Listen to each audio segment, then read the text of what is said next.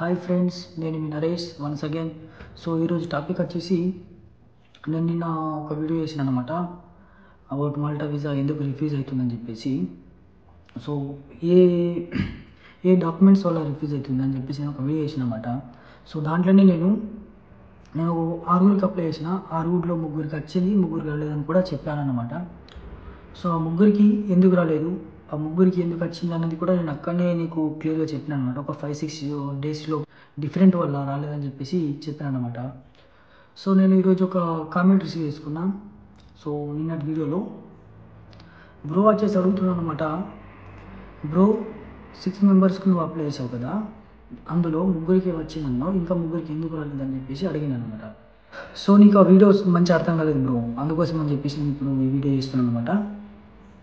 So ఆ 3 వచ్చేసి ఎందుకు రాలేదని అంటే,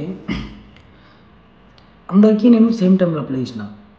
సో వాళ్ళకు 3 విఐపీఎస్ బుకింగ్ అనేది ఉంటుంది. ఆ బుకింగ్ 3 days వెనక ముందరి లోపల అవ్వడం, కింద మీద అవ్వడం వల్ల రాలేదన్నమాట.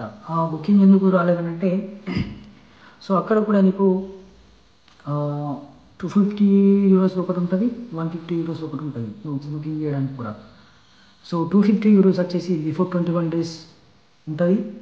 సో 150 euros వచ్చేసి ఆఫ్టర్ 21 daysకి ఉంటుంది అన్నమాట. సో ఆఫ్టర్ 21 days అంటే 21 రోజు తర్వాత నువ్వు నీ పేపర్ సబ్మిట్ చేయడానికి డేట్ బుక్ చేసుకోవచ్చు అనమాట.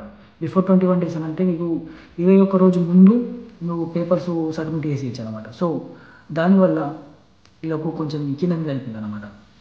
సో నవంబర్లో మా ఫ్రెండ్స్కు డాక్యుమెంట్స్ వచ్చేసినాయి. ఆల్మోస్ట్ నవంబర్ రాగానే కొందరు నవంబర్ సబ్మిట్ చేసేసారు. డిసెంబర్ అంటే 2024 డిసెంబర్ లాస్ట్లో ఈ రూల్స్ చేంజ్ అవుతాయి అనమాట. సో జనవరి 1st నుంచి ఈ రూల్స్ చేంజ్ అనమాట. సో ఎవరైతే మనకు ఇట్లా నవంబర్ లాస్ట్కి అప్లై చేసిండ్రో, నవంబర్ లాస్ట్కి అప్లై చేసిన వాళ్ళు వాళ్ళకు డిసెంబర్లో ఇలా ఎండు లోపల వచ్చేసింది అనమాట. డిసెంబర్ 14, 15 అలాగే ఇక్కడ డాక్యుమెంట్స్ ఆల్రెడీ ఇక్కడ మల్టాలో రిసీవ్ కాగానే ఇక్కడ మల్టా వాళ్ళు చెక్ చేసి నీకు అన్నీ కరెక్ట్ ఉన్నాయి లేదని చెక్ చేసి వాళ్ళు నీకు స్టాంపులు గుద్ది అండ్ వీసా పాస్పోర్ట్ని పెట్టి నీకు పాస్పోర్ట్ని మళ్ళీ కొరియర్ చేస్తారు అనమాట. సో వాళ్ళ 3 అలాగే అయిందన్నమాట. సో వీళ్ళకి ఏమైందంటే, వీళ్ళకి ఒక 20 days 10 days ఇలా డిఫరెంట్గా అవుట్లా, అంటే ఆ బుకింగ్లో డిఫరెంట్ అవుట్లా వీళ్ళు ఏం చేశారంటే, జనవరి కన్నా ఒక వారం రోజుల ముందు, ఒక 10 రోజుల ముందు వీళ్ళు బుక్ చేసుకొని పేపర్ సబ్మిట్ చేసిన అనమాట. విఐపీస్లో సబ్మిట్ అయ్యి వీళ్ళకు జనవరి 5 or జనవరి 6 ఈ టైంలో వాళ్ళకు విఐపీస్లో నుంచి ఇక్కడ డాక్యుమెంట్స్ రిసీవ్ అనమాట. సో జనవరికి ఇక్కడ రాగానే జనవరి ఇక్కడ రూల్స్ ఆల్రెడీ చేంజ్ అయిపోయినాయి. సో ఆ రూల్స్ ఖిలాఫ్గా నీకు ఇక్కడ వాళ్ళు వీసా అయ్యారు కాబట్టి అందుకోసమే వాళ్ళు రిఫ్యూజ్ చేసేసారు.